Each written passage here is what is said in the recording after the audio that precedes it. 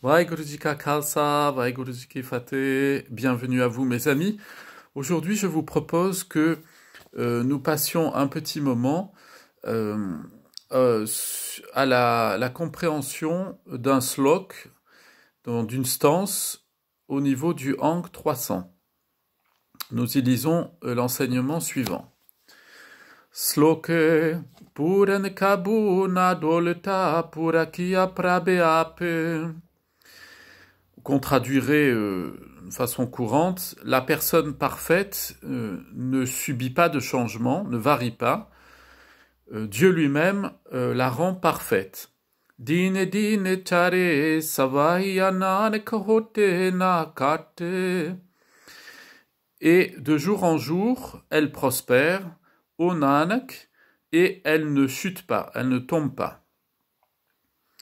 Donc, si on regarde de plus près, effectivement, la Bani, nous aurions tendance à traduire, et c'est vrai que la plupart des traductions qui sont données, ou les interprétations qui sont données, parlent toujours d'une personne parfaite.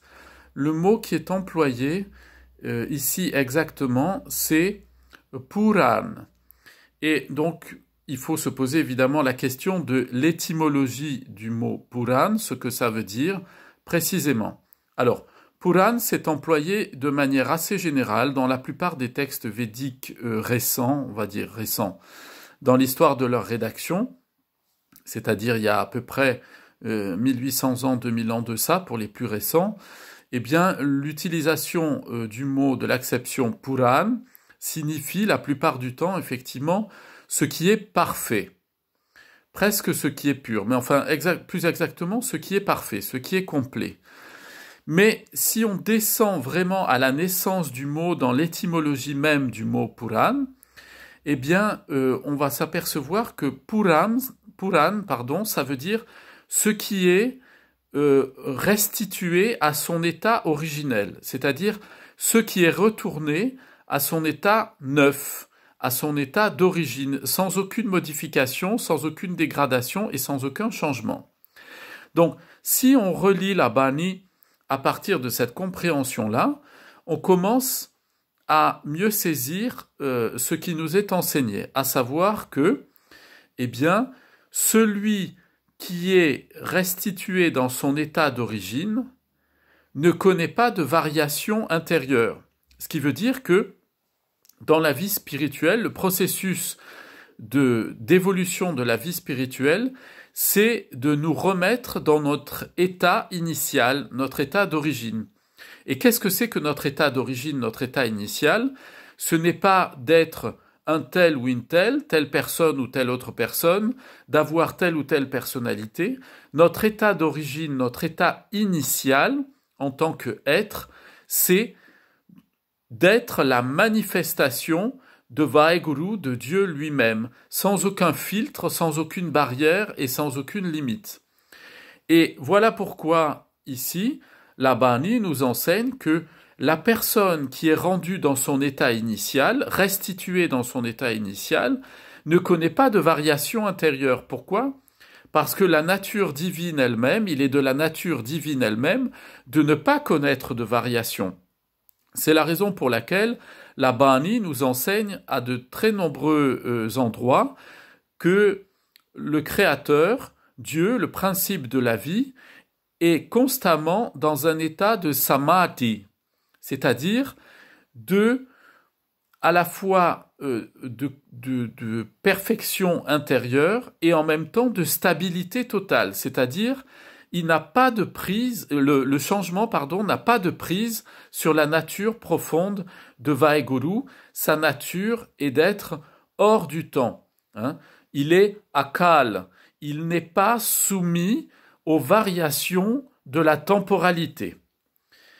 Et la deuxième partie de cette ligne nous indique que Dieu lui-même l'a rendu pura. Alors, on traduirait par parfait, vous voyez, c'est la personne parfaite ne connaît pas de changement, car Dieu l'a rendue parfaite. Donc, si on traduit en descendant plus précisément dans le sens du mot Puran, eh bien, on va bien traduire par la personne restituée dans son état initial ne connaît pas de variation, car Dieu lui-même la restitue dans son état initial. Hein, on a vraiment le processus même de la vie spirituelle qui est décrit ici, parce que pura kia prabe ap, c'est-à-dire que le Créateur, il rend la personne telle qu'elle est au moment de sa création. Et comment est-ce qu'un être humain se trouve au moment de sa création? Il se trouve dans un état qui est ni plus ni moins qu'un état de manifestation parfait de la divinité, sans aucune emprise du temporel sur lui.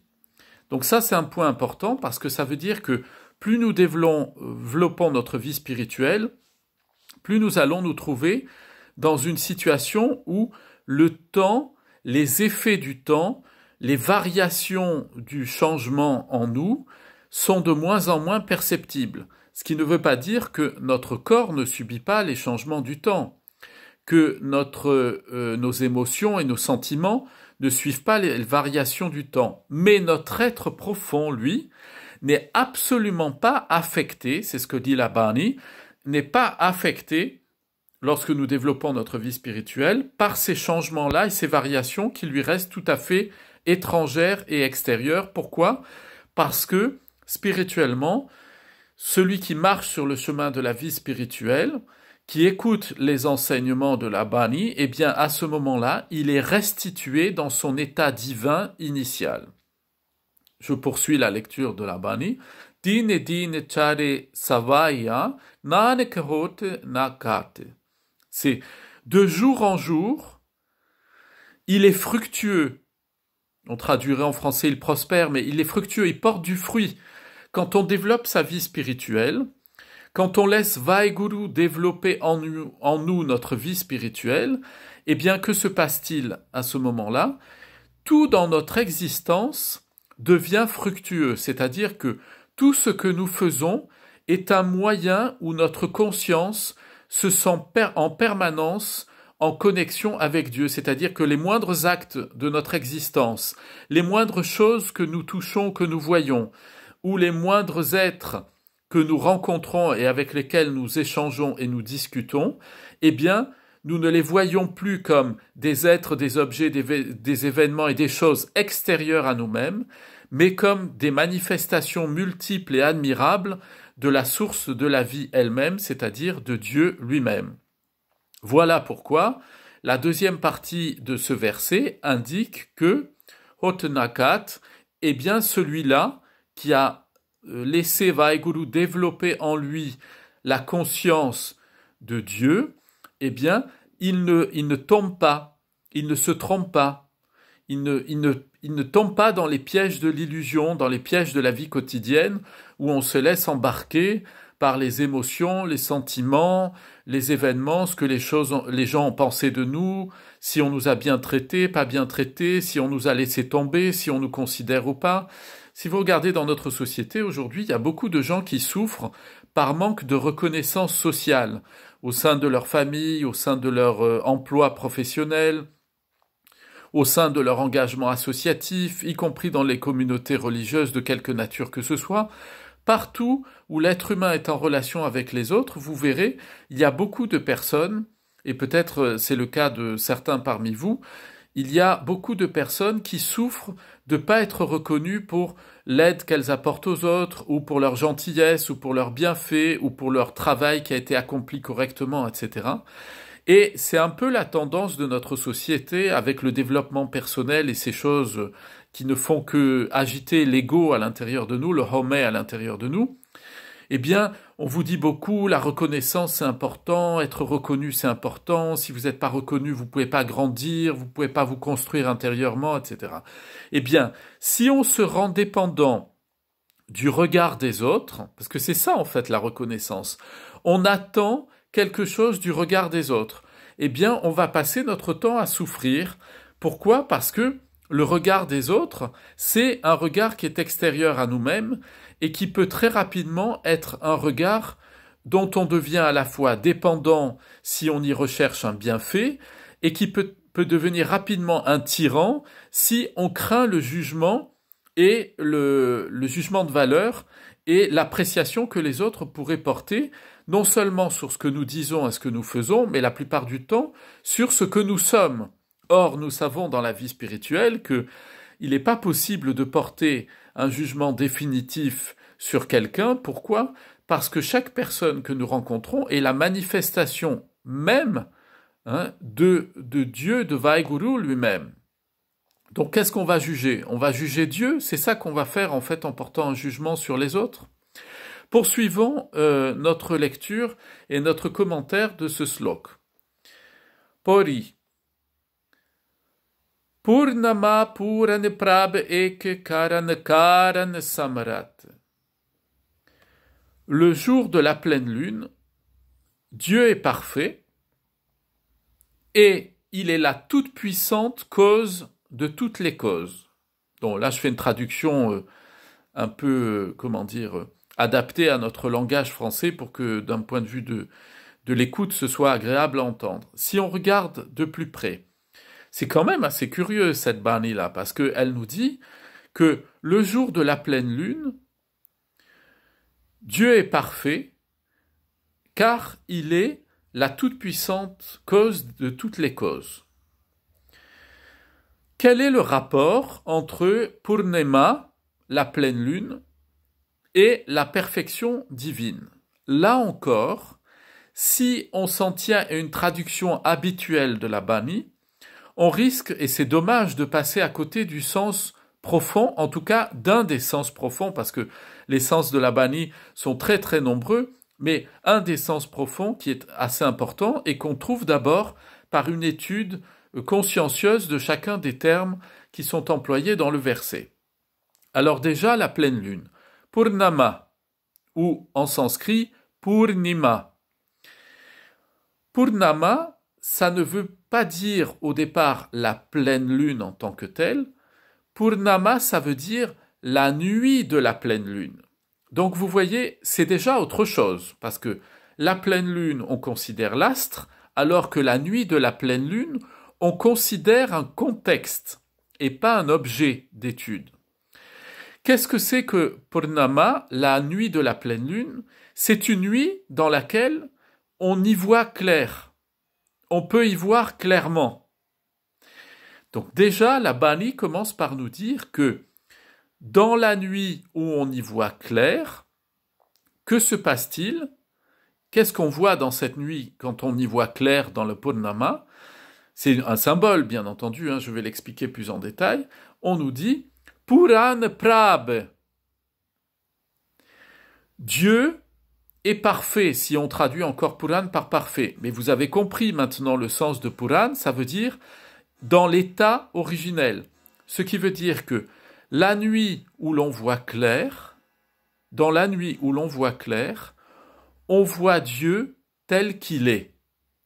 Voilà ce que signifie la Bani au travers de cette comparaison, si vous voulez, de métaphorique. La nuit Purnama de la pleine lune, qu'est-ce que c'est? C'est un moyen de décrire l'âge sombre, le Kal Yuga, l'âge de Kali, l'âge de l'assombrissement de la connaissance spirituelle, où personne ne comprend plus rien à la vie spirituelle s'il n'est pas aidé par Guru Sahib. Eh bien, dans cet âge de Kali, voilà ce que ça veut dire Purnama, lorsqu'on voit clair, qu'est-ce que c'est que d'être la pleine lune dans la nuit, pendant l'âge de Kali? Eh bien, c'est ce qui a été décrit un peu plus haut, avant le Pori, ce qui a été décrit par la Bani, c'est-à-dire que l'être qui est Puran, l'être qui est restitué dans sa vie spirituelle à l'état originel, c'est-à-dire que l'être qui a pris conscience qu'il est la manifestation de Dieu lui-même, quand il se trouve au milieu de l'ignorance spirituelle, c'est-à-dire y compris à commencer par la société dans laquelle nous nous trouvons, eh bien, il ne se laisse pas emporter par la nuit. Pour quelqu'un qui marche sur le chemin de la vie spirituelle, la nuit noire, c'est pas nuit noire, c'est nuit de pleine lune. Pourquoi? Parce qu'il est éclairé par la lumière de la Bani, par la lumière de la parole divine. Et donc, là où tout le monde voit la nuit et où tout le monde a peur et ne comprend pas le sens de la destinée humaine, nous le voyons de nos jours, les gens, on dirait qu'ils découvrent en ce moment que c'est un principe de la vie que de mourir, parce qu'il y a ce virus qui court partout. Mais c'est pas nouveau dans l'histoire de l'humanité et de la Terre, les virus qui ravagent tout le monde et qui tuent tout le monde. Mourir, ça fait partie de l'éphémérité, de la faiblesse de l'humanité. Il n'y a aucun d'entre nous, quand on arrive sur Terre, on est là pour rester éternellement. Ça n'existe pas, ça. Or, dans nos sociétés qui ont l'habitude de confort et de s'enfermer dans des délimitations où on a l'impression qu'effectivement, personne ne meurt jamais, et que mourir, c'est quelque chose qu'on met à l'écart, ça se passe dans les hôpitaux, on voit rien, et puis on fait disparaître les gens et on passe à autre chose, et la vie continue, c'est ça. Dans cette société-là, c'est ça la nuit. La nuit, Purnama, pour nous qui menons une vie spirituelle, nous voyons clair grâce à la Bani qui nous enseigne que tout ce qui se passe en ce moment, ce n'est ni plus ni moins que l'ordre des choses voulues par le Créateur pour établir le sens des priorités dans le cœur des êtres humains. Nous avons en ce moment une chance inouïe, inédite, même si ça fait peur à beaucoup de gens. Il faut se sortir cette peur-là de la tête en faisant confiance au Seigneur suprême.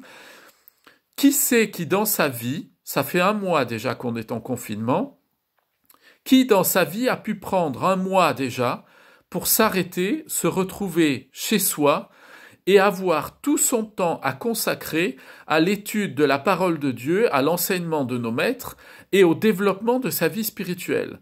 On a en ce moment, depuis 1 mois, on a eu 24 heures par jour. Si on enlève nos obligations familiales, on va dire on a disposé au moins de 10 heures par jour pour méditer, étudier, développer sa vie spirituelle et grandir. Et qu'est-ce qu'on fait de ça? Et là, on sait qu'avec les annonces du président de la République, on en a jusqu'au 11 mai. On est parti encore pour 1 mois. Qu'est-ce que nous allons faire de ce mois qui vient? Perdre notre temps, le passer dans l'oisiveté, essayer de se distraire et de s'occuper? Mais enfin, c'est peut-être une chance incroyable que nous donne Vaheguru, que nous donne le Seigneur, de l'utiliser pour notre croissance spirituelle, pour faire en sorte que ce Purnama dans lequel nous sommes, cette nuit de la pleine lune dans laquelle nous sommes maintenant, ce soit un moment utile pour étudier, apprendre et développer sa vie spirituelle. Et donc, pour revenir à ce que nous dit la Bani, Purnama Purane Prab, c'est au cœur de cette nuit, c'est de la méconnaissance, de l'ignorance de la vie spirituelle dans laquelle nous sommes, que nous y voyons clair.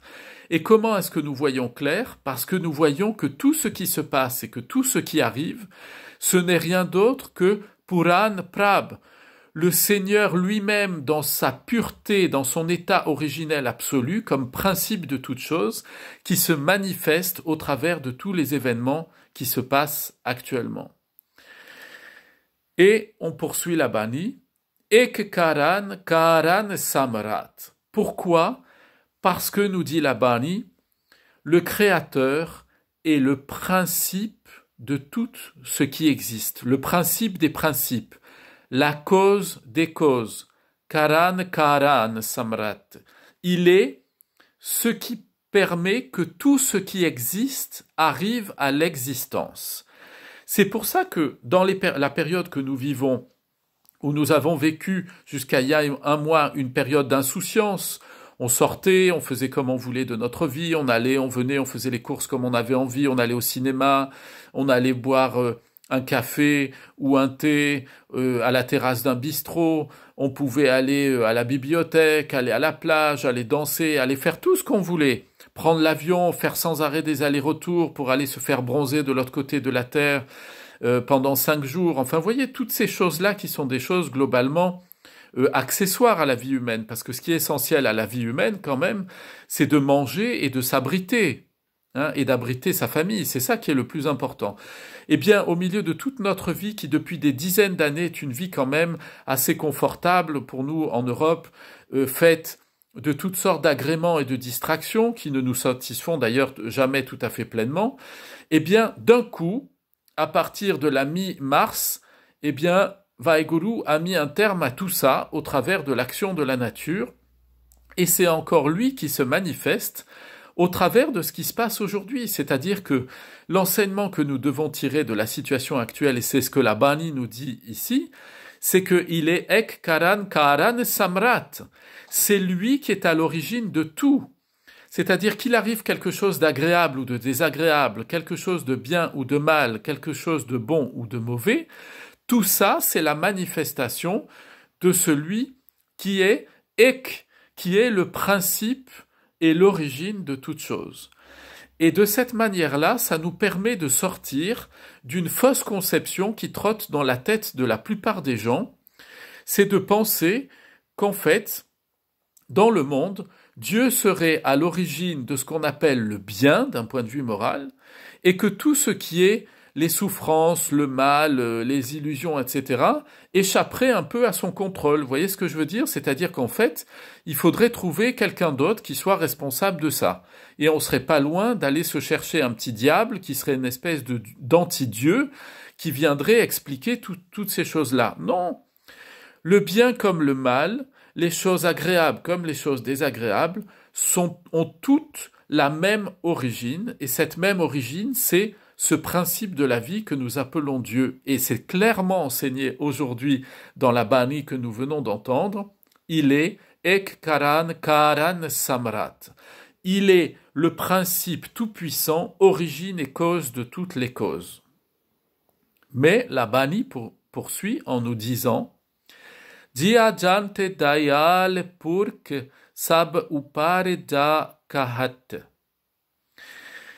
Mais le Seigneur, il est bon et il est compatissant envers toutes ses créatures, envers tous les êtres créés. Il étend sa main protectrice sur chacun d'entre eux. Voilà ce qui est la clé de la réussite dans la vie spirituelle. La clé de la réussite dans la vie spirituelle, pour pas s'enfermer dans les angoisses du moment présent en disant « mais qu'est-ce qu'on va devenir, la société ?» Vous avez entendu le président de la République, il dit « on ne sait pas comment on va pouvoir relancer la société, quand est-ce que ça va s'arrêter ce virus ?» On ne sait rien du tout, Dieu seul sait comment tout ça va finir et comment tout ça va s'arrêter et surtout quelle société va commencer après l'épreuve que nous vivons. Eh bien nous basons, nous fondons notre confiance et notre vie spirituelle sur l'enseignement de nos maîtres de mémoire bénis. Et la Bani, la parole de Dieu, nous dit très clairement que le Seigneur est bon et compatissant envers tous les êtres qu'il a créés, envers tout ce qui provient de lui. Donc vous comprenez, après que la Bani ait dit que il est le principe de tout ce qui existe, il est l'être de tous les êtres, eh bien la Bani vient en nous disant, mais n'ayez pas peur dans ce qui se passe actuellement. Pourquoi? Parce qu'en fait, le Seigneur lui-même, il sait ce qu'il fait. Il est bon et il est compatissant. S'il fait ça, c'est qu'il va en sortir quelque chose de très bon pour tout le monde. Y compris, et je voudrais faire un point parce que on va me dire oui mais les pauvres gens qui meurent actuellement, et c'est vrai que, et on a une pensée pour eux et pour leurs familles, bien entendu, les personnes qui meurent actuellement, mais mes amis, enfin c'est l'ordre de la nature, il y a tout le temps des gens qui meurent en permanence de tous les côtés, alors si c'est pas les épidémies, c'est les voitures, chaque année il y a 10 000 personnes qui meurent en se tuant en voiture. Et il y a bien d'autres choses. Toutes les années, il y a 15 000 personnes qui meurent de la grippe. Toutes les années, vous avez des centaines et des centaines de personnes, je pense aux femmes notamment, qui meurent frappées sous les coups de leur mari. Donc malheureusement, vous voyez, des gens qui meurent, il y en a tous les jours, tous les soirs quand on va se coucher sur la terre. Il y a à peu près dans les statistiques 100 à 150 000 personnes qui se réveilleront pas le matin parce qu'elles vont se coucher, elles vont mourir. Alors, on fait quoi? On va plus dormir le soir parce qu'on a peur de pas se réveiller le matin. Non. D'un point de vue spirituel, nous savons que tout ce qui arrive, y compris quand il y a quelqu'un qui meurt, s'il y a quelque chose qui arrive, c'est que c'est la volonté de Vaheguru et que c'est pour le bien de tous, et y compris de l'être, de la personne, qui à un moment donné va passer de l'autre côté, vous voyez, qui va quitter ce monde pour changer de forme et prendre un autre destin. Pourquoi? Parce que nous savons que les choses ont un sens dans le plan et le projet de Vaheguru. Nous ne sommes pas comme ça perdus dans quelque chose complètement athée qui serait insensé, et on est une petite planète perdue dans l'espace, et voilà, finalement, la vie, elle n'a pas de sens, et on meurt, on ne sait pas ce qui se passe, et tout ça est complètement farfelu et insensé, et la vie, c'est une chose qui finalement est une chose purement biologique. Mais si on fait ça, on ouvre la fenêtre, on saute par la fenêtre, parce qu'on va se mettre des idées noires dans l'esprit. C'est pas ça. La vie, elle veut toujours la vie. Donc, quand Vaheguru, quand le Seigneur suprême permet qu'au milieu de nous, il y ait ce problème qui arrive, et il se met à arrêter la société.